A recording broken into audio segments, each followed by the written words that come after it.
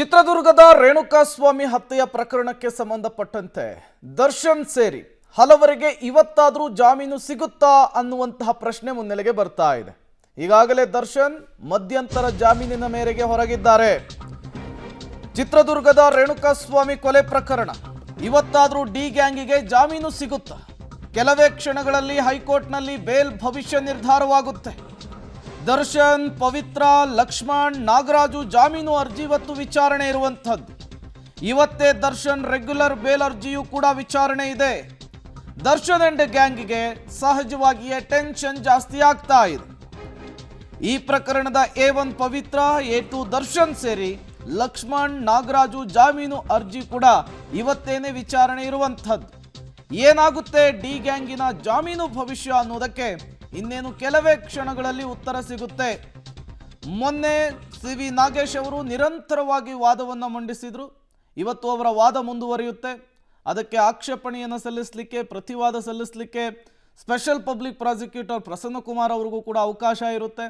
ಇವತ್ತೇನೇ ಆದೇಶ ಪ್ರಕಟವಾಗುತ್ತಾ ಅಥವಾ ಮತ್ತೊಂದು ದಿನಕ್ಕೇನಾದರೂ ಪೋಸ್ಟ್ಪೋನ್ ಆಗುತ್ತಾ? ಈಗಿರುವಂತಹ ಪ್ರಶ್ನೆಗಳು. ಬಟ್ ಜೈಲಿನಿಂದ ಹೊರಬಂದು BGS ಆಸ್ಪತ್ರೆಯಲ್ಲಿರುವಂತಹ ದರ್ಶನ್ಗೆ ಈ ಎಲ್ಲ ಬೆಳವಣಿಗೆಗಳು ಸಹಜವಾಗಿಯೇ ಟೆನ್ಷನ್ನನ್ನು ಜಾಸ್ತಿ ಮಾಡ್ತಾ ಇದೆ. ಮತ್ತೊಂದು ಕಡೆ ಪದೇ ಪದೇ ಬೇಲ್ ಅರ್ಜಿ ರಿಜೆಕ್ಟ್ ಆಗ್ತಾ ಇದೆ ಪವಿತ್ರ ಅವ್ರದ್ದು. ಇವತ್ತಾದರೂ ಅವರಿಗೆ ಬೇಲ್ ಭಾಗ್ಯ ಸಿಗುತ್ತಾ ಅನ್ನುವಂತಹ ಪ್ರಶ್ನೆ ಮುನ್ನೆಲೆಗೆ ಬರ್ತಾ ಇರುವಂಥದ್ದು. ಈಗಾಗಲೇ ಶಸ್ತ್ರಚಿಕಿತ್ಸೆಯ ಕಾರಣಕ್ಕಾಗಿ 6 ವಾರಗಳ ಕಾಲ ಮಧ್ಯಂತರ ಜಾಮೀನು ದರ್ಶನ್ ಅವರಿಗೆ ಮಂಜೂರಾಗಿತ್ತು. 4 ವಾರ ಈಗಾಗಲೇ ಮುಗಿದು ಹೋಗಿದೆ. 2 ವಾರ ಬಾಕಿ ಇದೆ. BGS ಆಸ್ಪತ್ರೆಯಲ್ಲಿ ಫಿಸಿಯೋಥೆರಪಿ ಟ್ರೀಟ್ಮೆಂಟನ್ನು ದರ್ಶನ್ ಅವರು ಪಡೆದುಕೊಳ್ತಾ ಇದ್ದಾರೆ. ಇವತ್ತು ಸಿ.ವಿ. ನಾಗೇಶ್ ಅವರ ವಾದ ಮುಂದುವರಿಯುತ್ತೆ. ಮತ್ಯಾವ್ಯಾವೆಲ್ಲ ಅಂಶಗಳನ್ನು ಸಿ.ವಿ. ನಾಗೇಶ್ ಉಲ್ಲೇಖಿಸ್ತಾರೆ, ಅವರ ಲಾ ಪಾಯಿಂಟ್ ಇವತ್ತು ಹೇಗಿರುತ್ತೆ ಅನ್ನೋದು ಸಹಜವಾಗಿಯೇ ಕುತೂಹಲ ಕಾರಣವಾಗ್ತಾ ಇದೆ. ಮತ್ತಷ್ಟು ಡೀಟೇಲ್ಸ್ ಕೊಡ್ತಾರೆ ಮುರಳಿ, ನೇರ ಸಂಪರ್ಕದಲ್ಲಿ ಜಾಯಿನ್ ಆಗಿದ್ದಾರೆ. ಮುರಳಿ, ಇವತ್ತು ದರ್ಶನ್ ಸೇರಿ ಪವಿತ್ರ ಗೌಡ ಜೊತೆಗೆ ಲಕ್ಷ್ಮಣ್, ನಾಗರಾಜ್ ಅವರ ಜಾಮೀನು ಭವಿಷ್ಯ ನಿರ್ಧಾರವಾಗುತ್ತೆ ಅಂತ ಹೇಳಲಾಗ್ತಾ ಇದೆ. ಎಷ್ಟು ಗಂಟೆಗೆ ಆರಂಭ ಆಗುತ್ತೆ ಅರ್ಜಿಯ ವಿಚಾರಣೆ?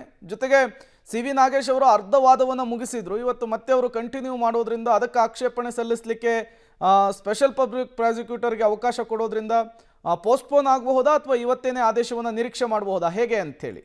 ಪ್ರೇಮ್, ಇವತ್ತು ಆದೇಶವನ್ನು ನಿರೀಕ್ಷೆ ಮಾಡುವಂಥ ಸಾಧ್ಯತೆಗಳು ತೀರಾ ಕಡಿಮೆ ಇರುವಂಥದ್ದು. ಯಾಕೆಂದರೆ ಕೇವಲ ದರ್ಶನ್ ಅವರು, ಅಂದರೆ ಈ ಪ್ರಕರಣದ A2 ಆರೋಪಿಗಿಂತ ದರ್ಶನ್ ಅವರ ಪರವಾಗಿ ಆರ್ಗ್ಯುಮೆಂಟನ್ನು ಇವತ್ತು ಕೂಡ ಮುಂದುವರಿಸುವಂಥ ಸಾಧ್ಯತೆಗಳಿದ್ದಾವೆ. ಯಾಕೆಂದರೆ ಕಳೆದ ಬಾರಿ ವಿಚಾರಣೆ ನಡೆದ ಸಂದರ್ಭದಲ್ಲಿ ಸಿ.ವಿ. ನಾಗೇಶ್ ಅವರು ಒಂದು ಹೈಕೋರ್ಟ್ಗೆ ಮನವಿಯನ್ನು ಮಾಡ್ಕೊಳ್ತಾರೆ, ನನಗೆ ಇನ್ನೂ ಒಂದು 20-25 ನಿಮಿಷಗಳ ಕಾಲ ವಾದ ಮಂಡನೆ ಮಾಡಲಿಕ್ಕೆ ಒಂದಷ್ಟು ಅವಕಾಶವನ್ನು ಕೊಡಬೇಕು ಅಂತೇಳಿ. ಅದು 20-25 ನಿಮಿಷಕ್ಕೆ ಮುಕ್ತಾಯಗೊಂಡ್ರೆ ಇನ್ನುಳಿದಂಥ ಆರೋಪಿಗಳು ಯಾರಿದ್ದಾರೆ, ಅಂದರೆ ಇನ್ನುಳಿದಂತೆ ಇನ್ನೂ 5 ಜನ ಆರೋಪಿಗಳ ಪರವಾಗಿ ವಾದವನ್ನು ಮಂಡನೆ ಮಾಡಬೇಕಾದಂಥ ಕೆಲಸ ಇರುವಂಥದ್ದು. ಯಾಕೆಂದರೆ ಟಾಮಿ ಸಬಾಸ್ಟಿನ್ ಅವರು ಪವಿತ್ರ ಗೌಡ ಅವರ ಪರವಾಗಿ, ನಾಗರಾಜ್ ಅವರ ಪರವಾಗಿ ಸಂದೇಶ್ ಚೌಟ ಅವರು ಇರ್ಬೋದು, ಜೊತೆಗೆ ಲಕ್ಷ್ಮಣ್ ಅವರ ಪರವಾಗಿ ಅರುಣ್ ಶಾಮ್ ಇರ್ಬೋದು, ಇವರೆಲ್ಲರೂ ಕೂಡ ಆರ್ಗ್ಯುಮೆಂಟನ್ನು ಮಾಡಬೇಕಾಗಿರುವಂಥದ್ದು. SPP ಅವರು ದರ್ಶನ್ ಅವರ ವಿರುದ್ಧವಾಗಿ ಪ್ರಾಸಿಕ್ಯೂಷನ್ ವಾದ ಏನಿತ್ತು ಅದನ್ನು ಇವತ್ತೇ ಮಾಡುವಂಥ ಸಾಧ್ಯತೆಗಳು ತೀರಾ ಕಡಿಮೆ ಇರ್ತದೆ. ಯಾಕೆಂದರೆ ಆರೋಪಿಗಳ ಪರವಾಗಿ ಯಾರ್ಯಾರು ಆರ್ಗ್ಯುಮೆಂಟನ್ನು ಮಾಡ್ತಾರೆ, ಆರ್ಗ್ಯುಮೆಂಟನ್ನು ಮುಕ್ತಾಯಗೊಳಿಸಿದ ಬಳಿಕ ನಾನು ಅದಕ್ಕೆ ಆಕ್ಷೇಪಣಾ ವಾದವನ್ನು ಮಂಡನೆ ಮಾಡ್ತೀನಿ ಅಂತೇಳಿ ಕೇಳ್ಕೊಳ್ಳುವಂಥ ಸಾಧ್ಯತೆಗಳಿರ್ತವೆ. ಇವತ್ತು ಗುರುವಾರ, ಇವತ್ತು ಏನು ಒಂದು ಸೈಡು ಅರ್ಜಿ ವಿಚಾರಣೆ ಆದರೆ ಬಹುತೇಕ ಮುಂದಿನ ವಾರದ ಒಳಗಾಗಿ ಮತ್ತೆ ಆಕ್ಷೇಪಣಾ ವಾದ ಮಾಡಲಿಕ್ಕೆ ಒಂದು ಕಾಲಾವಕಾಶವನ್ನು ಕೊಡುವಂಥ ಸಾಧ್ಯತೆಗಳಿರ್ತವೆ.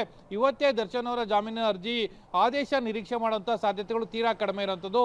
ಇವತ್ತು ಎಲ್ಲ ಆರೋಪಿಗಳ ಪರವಾಗಿ ಜಾಮೀನಿನ ಕೊಡಬೇಕು ಅನ್ನೋದ್ರ ಬಗ್ಗೆ ವಾದವನ್ನು ಮಂಡನೆ ಮಾಡ್ತಾರೆ. ಅದಕ್ಕೆ ಆಕ್ಷೇಪಣಾ ವಾದವನ್ನು SPP ಪ್ರಸನ್ನಕುಮಾರ್ ಅವರು ಬಹುತೇಕ ಇವತ್ತು ಮಾಡುವಂಥ ಸಾಧ್ಯತೆಗಳು ತೀರಾ ಕಡಿಮೆ ಇದೆ. ಮುಂದಿನ ವಾರ ಅದಕ್ಕೆ ಆಕ್ಷೇಪಣಾ ವಾದನ ಮಾಡ್ತೀನಿ ಅಂತೇಳಿ ಕಾಲಾವಕಾಶನ ಕೋರಿಕೆ ಮಾಡುವಂಥ ಸಾಧ್ಯತೆಗಳು ಇರೋಂಥದ್ದು. ಪ್ರೇಮ್, ಈಗ ದರ್ಶನ್ ಅವರು ಒಂದು ಕಡೆ ಫಿಸಿಯೋಥೆರಪಿ ಟ್ರೀಟ್ಮೆಂಟನ್ನು ಪಡಿತಾ ಇದ್ದಾರೆ, ಮತ್ತೊಂದು ಕಡೆ ಅವರ ಮಧ್ಯಂತರ ಜಾಮೀನನ್ನು ರದ್ದುಗೊಳಿಸೋದಕ್ಕೆ ಪೊಲೀಸರು ಪ್ರಶ್ನೆ ಮಾಡಲಿಕ್ಕೆ ಸುಪ್ರೀಂ ಕೋರ್ಟ್ನ ಮೊರೆ ಹೋಗುವಂತಹ ಸಾಧ್ಯತೆ ಇದೆ.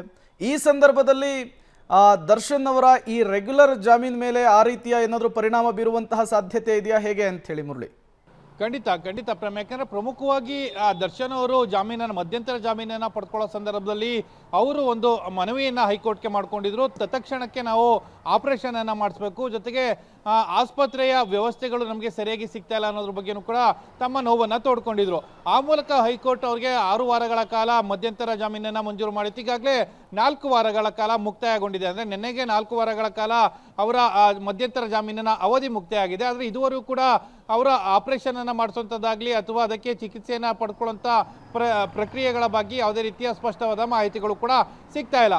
ಆ ಹಿನ್ನೆಲೆಯಲ್ಲಿ ಇವತ್ತು ಆಕ್ಷೇಪಣಾ ವಾದ ಏನಾದರೂ ಪ್ರಾರಂಭವಾದರೆ ಮಧ್ಯಂತರ ಜಾಮೀನಿನ ಆದೇಶ ಏನು ಷರತ್ತುಗಳೇನಿತ್ತು ಅದರ ಉಲ್ಲಂಘನೆಯಾಗಿದೆ ಅಂತೇಳಿ ಆಕ್ಷೇಪಣಾ ವಾದವನ್ನು ಪ್ರಾರಂಭ ಮಾಡ್ತಾರೆ. ಯಾಕೆಂದರೆ ಕೋರ್ಟ್ನನ್ನ ಮಿಸ್ಲೀಡ್ ಮಾಡುವಂಥ ಪ್ರಯತ್ನಗಳನ್ನು ದರ್ಶನ್ ಅವರು ಮಾಡಿದ್ದಾರೆ ಅನ್ನೋದ್ರ ಬಗ್ಗೆ ಒಂದಷ್ಟು ಆರೋಪವನ್ನು ಆಕ್ಷೇಪಣೆಯನ್ನು ಸಲ್ಲಿಸೋ ಸಂದರ್ಭದಲ್ಲಿ SPP ಅವರು ಮಾಡುವಂಥ ಸಾಧ್ಯತೆಗಳಿರುವಂಥದ್ದು. ಅಂದರೆ ಎಲ್ಲ ವಾದ ಪ್ರತಿವಾದ ಆಲಿಸಿದ ಬಳಿಕ ಆದೇಶವನ್ನು ಕೊಡುವಂಥ ಸಾಧ್ಯತೆಗಳಿರ್ತವೆ. ಯಾಕೆಂದರೆ ಮಧ್ಯಂತರ ಜಾಮೀನಿನ ವಿಚಾರ ಏನಿದೆ, ಆಪರೇಷನ್ ವಿಚಾರ ಏನಿದೆ, ಅದರಲ್ಲೂ ಕೂಡ ಸುಪ್ರೀಂ ಕೋರ್ಟ್ಗೆ SLP ಅಂದರೆ ಮೇಲ್ಮನವಿಯನ್ನು ಸಲ್ಲಿಕೆಯನ್ನು ಮಾಡ್ತಾ ಇರುವಂಥ ವಿಚಾರ ಇದೆಲ್ಲ ಕೂಡ ಇವತ್ತು ಹೈಕೋರ್ಟ್ನ ಮುಂದೆ ಬರ್ತದೆ. ಅಂದರೆ ಆಕ್ಷೇಪಣಾ ವಾದ ಸಲ್ಲಿಕೆಯನ್ನು ಮಾಡೋ ಸಂದರ್ಭದಲ್ಲಿ ಇವೆಲ್ಲ ಮುನ್ನೆಲೆಗೆ ಬರೋ ಸಂದರ್ಭದಲ್ಲಿ ಅದನ್ನು ಕೋರ್ಟ್ ಯಾವ ರೀತಿಯಲ್ಲಿ ಪರಿಗಣನೆಗೆ ತೆಗೆದುಕೊಳ್ಳುತ್ತೆ, ಜೊತೆಗೆ ಕಾಲಾವಕಾಶವನ್ನು ಯಾವ ರೀತಿ ಕೊಡುತ್ತೆ ಅನ್ನೋದ್ರ ಬಗ್ಗೆ ಕೂಡ ಸಾಕಷ್ಟು ಕುತೂಹಲದಿಂದ ಕಾಯ್ದು ನೋಡಬೇಕಾಗಿರುವಂಥದ್ದು. Prem, okay, thank you Murali ತಮ್ಮೆಲ್ಲ ಮಾಹಿತಿಗಾಗಿ. ಕೆಲವೇ ಕ್ಷಣಗಳಲ್ಲಿ ಬೇಲ್ ಅರ್ಜಿಯ ವಿಚಾರಕ್ಕೆ ಸಂಬಂಧಪಟ್ಟಂತೆ ವಿಚಾರಣೆ ಆರಂಭ ಆಗುತ್ತೆ.